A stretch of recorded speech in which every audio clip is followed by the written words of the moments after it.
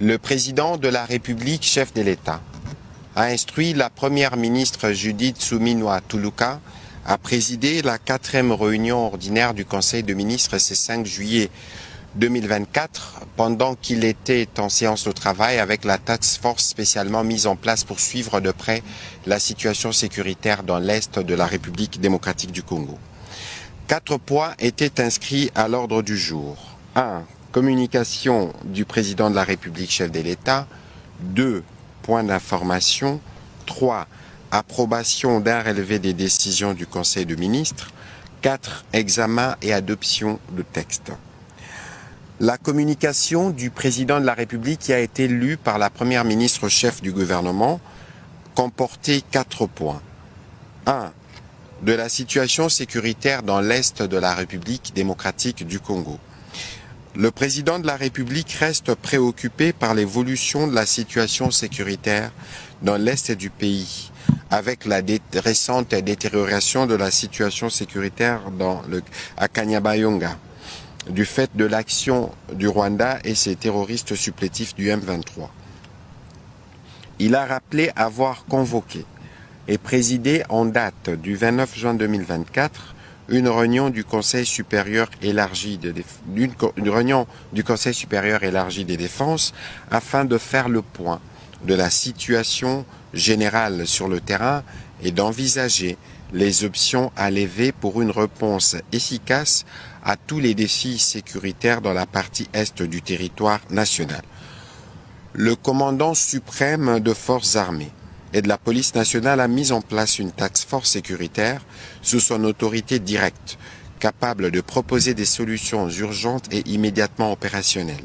Cette task force se réunira à fréquence hebdomadaire et aura notamment pour tâche essentielle, sans se substituer au Conseil supérieur de la défense, d'évaluer la menace, d'identifier les acteurs principaux ainsi que les facteurs qui alimentent l'insécurité, de concevoir des stratégies intégrées pour contrer les forces ennemies et proposer des mesures spécifiques pour rétablir l'autorité de l'État dans les zones affectées.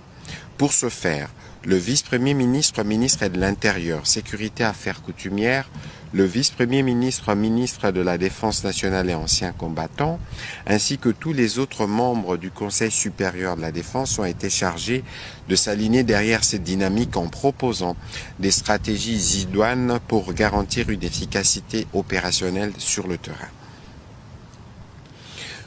Le deuxième point de la communication du président de la République a porté sur l'urgence de financer la campagne agricole 2024. Par le double objectif de diversification de notre économie et d'assurer l'amélioration de conditions de vie de nos populations, particulièrement les plus vulnérables qui sont dans une situation d'insécurité alimentaire, le président de la République a engagé le gouvernement sur la piste de l'agriculture qui est une aubaine à capitaliser pour notre pays. Pour faire face à l'insécurité alimentaire exacerbée par la hausse des prix de denrées alimentaires que nous pouvons bien produire localement, le président de la République a chargé les gouvernements à assurer, au-delà de la poursuite de la mise en œuvre du programme du développement local de 145 territoires, dans son volet relatif aux routes de desserte agricole, un accompagnement adéquat aux producteurs agricoles locaux de biens de grande consommation tel que prévu dans l'agenda de transformation agricole. Il s'agit notamment de faciliter l'accès aux intrants agricoles, au matériel aratoire et aux autres semences améliorées, permettant ainsi un encadrement efficace de nos producteurs et ménages agricoles. Il a insisté pour que le gouvernement saisisse l'opportunité de la grande saison agricole à venir pour financer les actions envisagées par le ministère de l'Agriculture et Sécurité alimentaire dans le cadre de la campagne agricole 2024-2025 et s'assure d'une mise en œuvre efficace des actions prévues. Le président de la République a particulièrement invité les ministres d'État, ministres du Budget, le ministre des Finances, à travailler activement avec leurs collègues de l'Agriculture et Sécurité alimentaire pour que les moyens adéquats soient mis à sa disposition dans les meilleurs délais en vue de la réussite de cette campagne, car la question agricole doit être considérée comme une question de sécurité nationale pour notre pays. Le troisième point a porté sur la nécessité d'aménager des pôles agro-pastoraux en 2024. Le président de la République a fait part aux membres du Conseil de la réflexion menée par son cabinet sur les stratégies et modalités pratiques pour opérationnaliser ses ambitions d'aménagement des pôles agro-pastoraux à travers les territoires de la République, parallèlement à la construction des infrastructures de connectivité devant relier toutes les provinces et faciliter l'évacuation des produits agricoles. Ces pôles, a-t-il soutenu, visent à accompagner les développements des chaînes des valeurs allant de la culture à la transformation, y compris la commercialisation dans le but de libérer tout le potentiel de production agricole, créer des emplois, accroître le pouvoir d'achat et d'améliorer durablement les conditions de vie de populations locales. Ces travaux ont bénéficié de la participation des experts de ministères et services concernés, y compris des entreprises et autres investisseurs institutionnels pour des financements alternatifs au trésor public. Ces réflexions intéressantes seront mises à la disposition de la Première ministre pour approfondissement et prise en charge par l'équipe gouvernementale. Le président de la République a recommandé la mise en place d'un groupe de travail dédié sous la supervision du vice-premier ministre, ministre de l'Économie nationale, avec la participation de ministères concernés et ce, en collaboration avec son cabinet. Les conclusions de ces travaux devront être présentées au Conseil de ministres dans les 3 mois qui viennent. Du renforcement de la crédibilité des résultats de l'examen d'État. Le président de la République a instruit le gouvernement à consolider la crédibilité des résultats de l'examen d'État et d'en améliorer la gouvernance, d'autant plus qu'il constitue l'épreuve phare de notre système éducatif en ce qu'il sanctionne la fin du cycle secondaire d'enseignement. La publication de l'édition 2022-2023 a suscité une vive polémique au sein de l'opinion. C'est pourquoi, pour l'édition 2023-2024, le président de la République a engagé la ministre d'État, ministre de l'Éducation nationale et Nouvelle Citoyenneté, à veiller strictement sur la fiabilité du processus et la crédibilité des résultats. Il s'agit concrètement d'assurer à temps la prise en charge des différents prestataires et de gérer les aspects techniques liés à la publication des résultats par les opérateurs sélectionnés. Après avoir lu les points des communications du président de la République, la première ministre chef du gouvernement a résumé la sienne sur 3 points. Le premier a concerné l'indignation du gouvernement suite à l'attaque d'un convoi humanitaire le 30 juin dernier dans le Grand Nord, dans la province du Nord Kivu. Elle a condamné au nom du gouvernement cette attaque qui a conduit à la mort des 2 agents de l'organisation non gouvernementale Tirfand. La première ministre a demandé au ministre d'État, ministre de la Justice et garde des Sceaux, d'une part, de s'assurer qu'une enquête soit ouverte pour faire la lumière sur cette attaque, et d'autre part, au vice-premier ministre, ministre de l'Intérieur, de s'assurer de toujours appuyer les humanitaires dans le cadre de leur mission. Revenons sur la trêve humanitaire qui a été proposée par le gouvernement américain. La première ministre a indiqué que notre gouvernement l'a approuvée pour desserrer la pression sur nos compatriotes directement touchés par les attaques de l'armée rwandaise et permettre au gouvernement et aux organisations humanitaires de pouvoir les assister.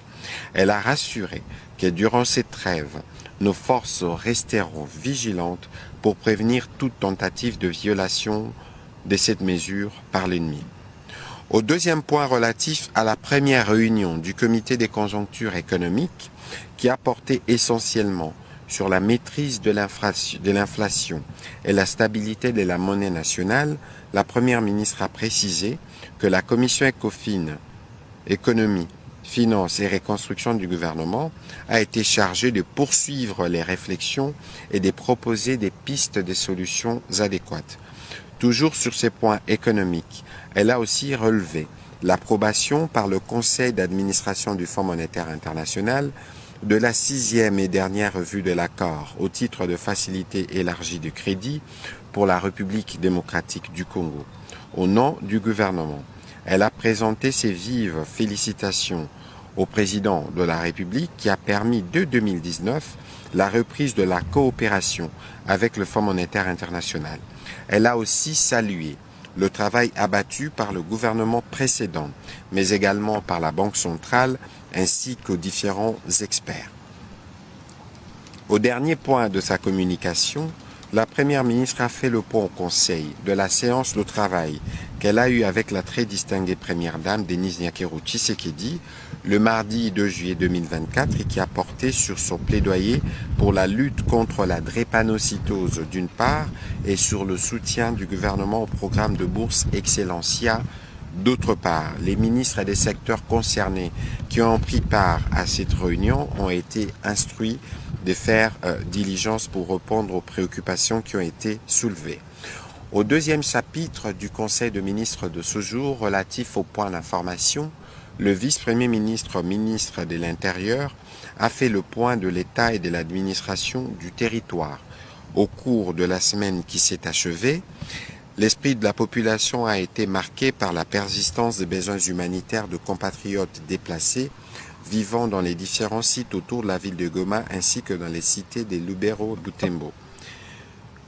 Il est aussi revenu sur la situation générale dans quelques provinces, notamment dans les provinces du Kasaï où on observe une série de tensions entre les communautés Bakele, d'Ilebo et des Mweka, se disputant les villages Benansampo dans les secteurs de Malu-Malu. Dans le Kwilu, des vives tensions étaient signalées au village Kazamba-Lulwa, secteur du Kwilu-Kimbata, où pour un conflit de pouvoir coutumier, les populations se sont affrontées les habitations incendiées, dont celle du chef du village, M. Mpungu Guilin, suite à la mort de son père. Dans le Tanganyika, il a été observé une recrudescence de l'activisme de miliciens Toa, dans les derniers actes enregistrés au village Kiabalumba, axe Kalemi-Bandera, territoire de Kalemi, où un cultivateur Foulirou a été tué et un autre blessé. Le gouvernement central, à travers le ministère de l'Intérieur, suit de près cette situation. Sur un autre volet, il a rassuré le Conseil que la Commission nationale de contrôle des armes légères et des petits calibres, des réductions de la violence armée, structure interministérielle, l'intérieur, défense et affaires étrangères, est en pleine mise en œuvre de son plan national 2024-2028 de contrôle et de gestion des armes légères et de petits calibres en République démocratique du Congo. C'est dans cette logique, a-t-il précisé, que les CNC-ALPC continuent à veiller à la mise en œuvre de recommandations faites par les conseils de sécurité des Nations Unies. En outre, dans le cas de la commémoration de la Journée internationale de la destruction des armes légères et des petits calibres célébrée le 9 juillet de chaque année, le vice-premier ministre a annoncé qu'il procédera à cette même date au centre de la police nationale congolaise de Kasangulu dans le Congo central à la destruction des armes et munitions collectées pendant le projet du mois d'amnistie suivant la vision sus évoquée. Toujours sur ces chapitres sécuritaires, le vice-premier ministre, ministre de la Défense, a complété le ministre de l'Intérieur.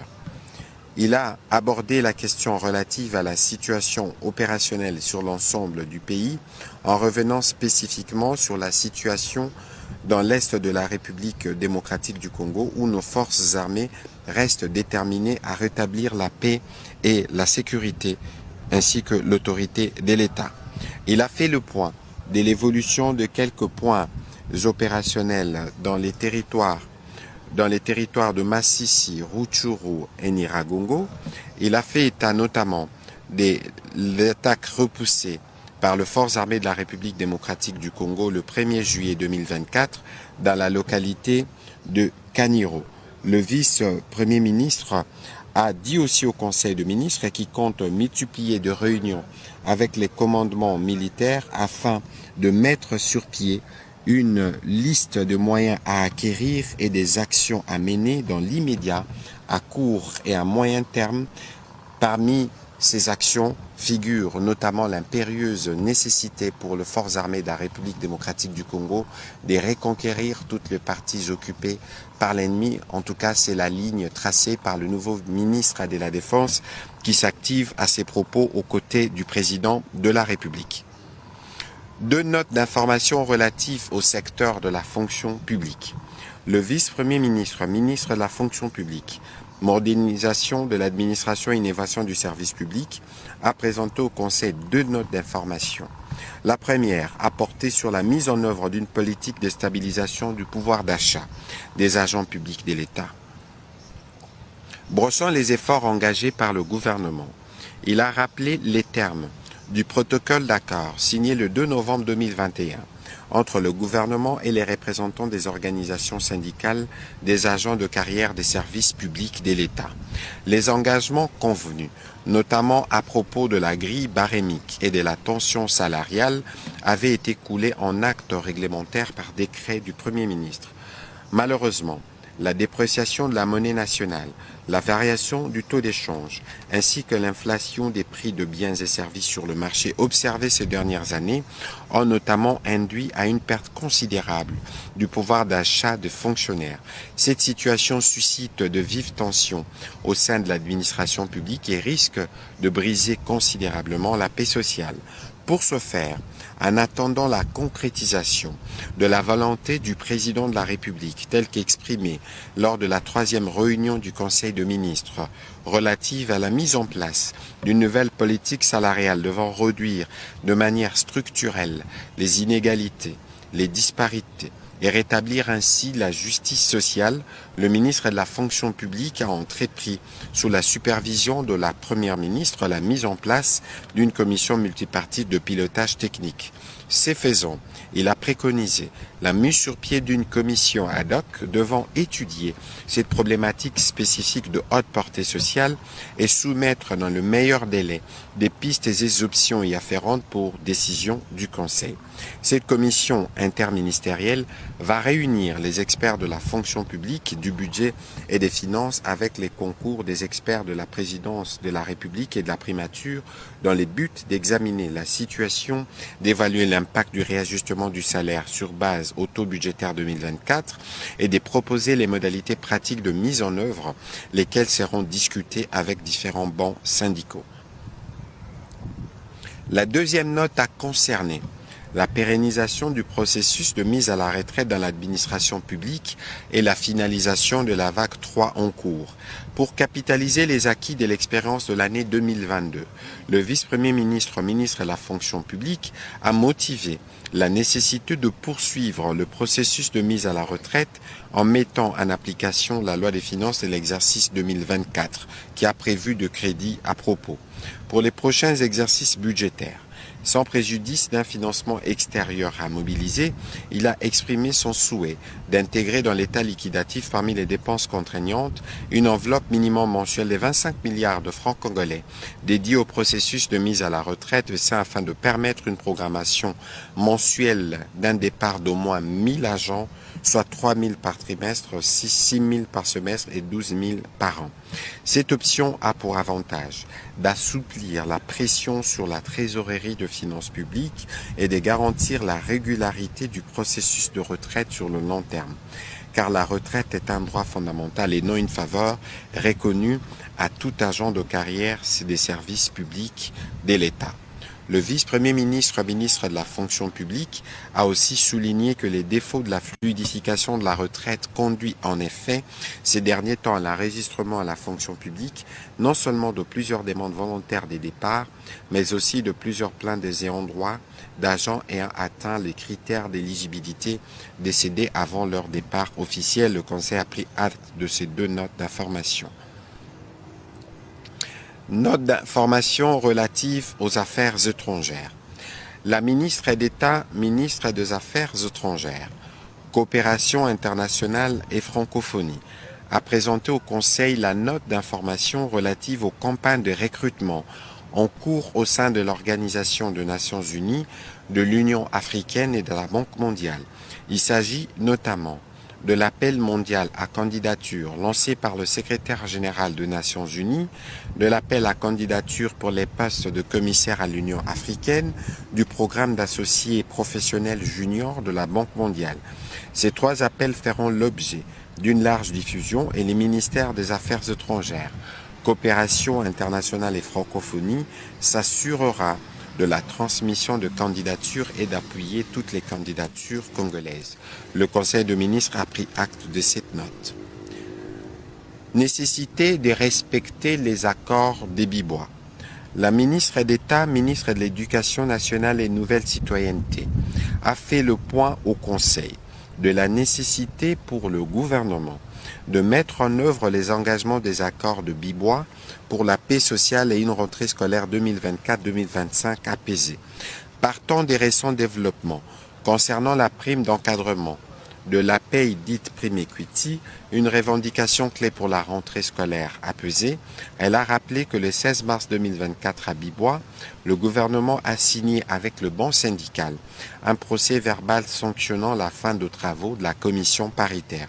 Il a été résolu que les dépenses liées au déficit mensuel pour la paye des enseignants, la prime pour fonction spécifique d'encadrement de la paye et la prime pour fonction spéciale des inspecteurs et fonctions spécifiques en faveur des agents d'appoint soient imputées dans les états liquidatifs pour permettre les paiements réguliers des agents et cadres du ministère. Ces enveloppes, initialement prévues pour être payées avec la paye d'avril, ont été reportées pour être incluses dans la paye de juillet 2024.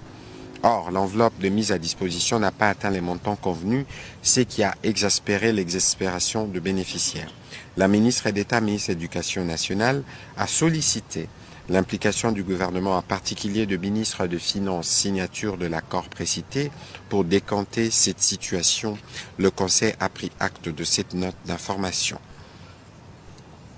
Projet ville durable à Boma dans le Congo central. Le ministre d'État, ministre de l'Aménagement du territoire, a présenté au Conseil le projet Ville durable à Boma dans le Congo central, financé par l'Agence française de développement.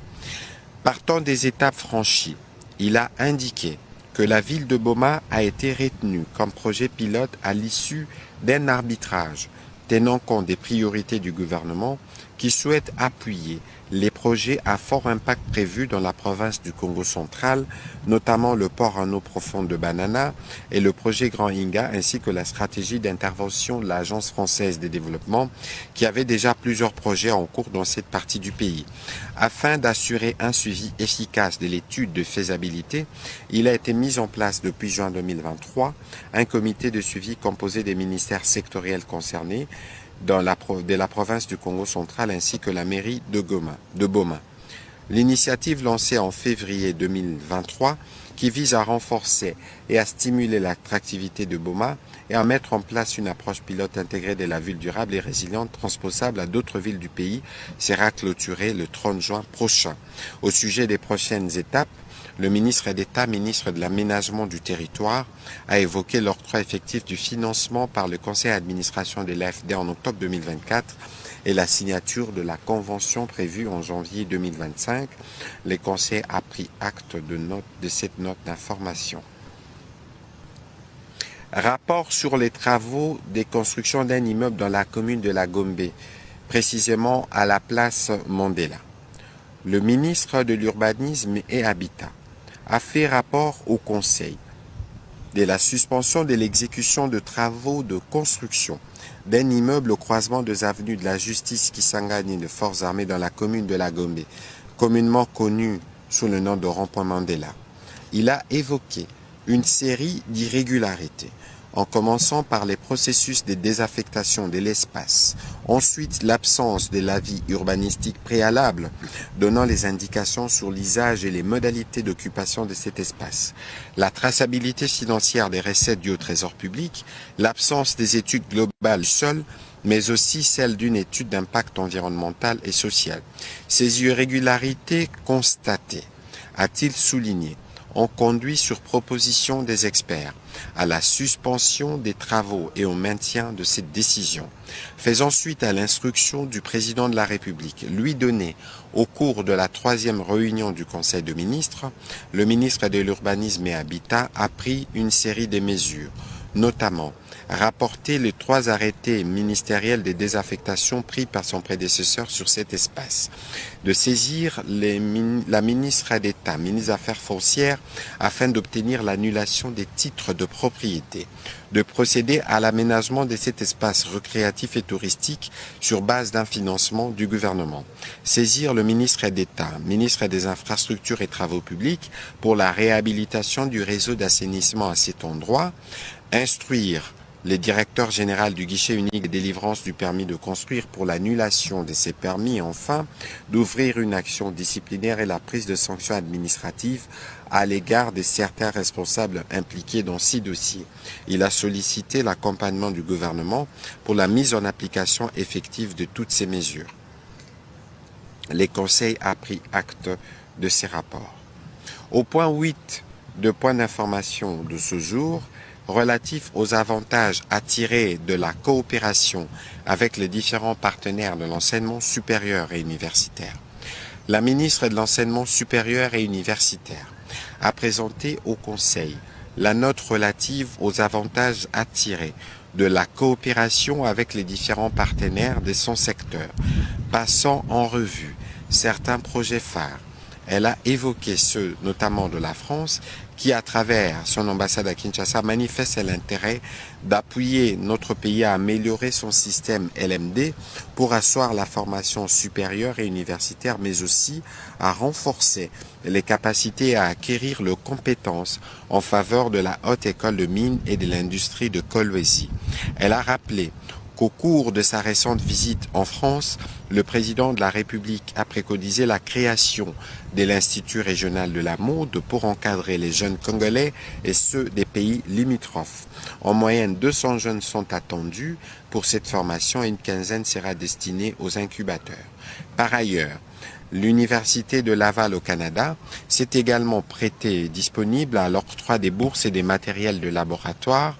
L'École des hautes études de commerce et des marketing de Kinshasa tient à assurer une formation en alternance entreprise-école visant l'ouverture à l'international, d'où la nécessité d'un agrément. La Norvège, enfin, prévoit l'octroi de bourses aux chercheurs congolais dans les domaines de la nutrition. Le Conseil a pris acte de sa note. La 9e note a porté sur les secteurs de l'hydraulique et de l'électricité, où le ministre a fait l'état au Conseil de la mise en œuvre de projets des centrales hydroélectriques de Katende et de Kakobola. Dans la perspective de la relance du projet de Katende, l'évaluation de coûts additionnels en vue de sa finalisation et les actions préalables à la reprise effective de travaux. En ce qui concerne le projet Kakobola, il en ressort que toutes les lignes de transport vers Kikwit et Idiofa ont été achevées à 100%. Les réseaux de distribution de Gungu et de Kikwit sont également achevés alors que celui d'Idiofa est à 80%. Les essais et tests avant la mise sous tension sont à cours à Gungu et à Idiofa. Les ministres de ressources hydrauliques et électricité a aussi, tenant compte des avis des séances de travail avec le ministère des Finances, fait le point de 6 projets solaires photovoltaïques à financement indien, respectivement à Gemena, Manono, Chilenge, Nord-Ubangi, Lusambo et Mbandaka. Le Conseil a orienté cette note à la Commission économie, finances et reconstruction pour approfondissement avant qu'il ne retourne. Au 3e chapitre du Conseil de ministres de ce jour, relatif à l'approbation d'un relevé des décisions du Conseil de ministres, le Conseil de ministres a adopté le relevé des décisions prises lors de la 3e réunion ordinaire du Conseil de ministres du 28 juin 2024. Au dernier chapitre du Conseil de ministres de ce jour, relatif à l'examen et à l'adoption des textes. 2 textes. 1.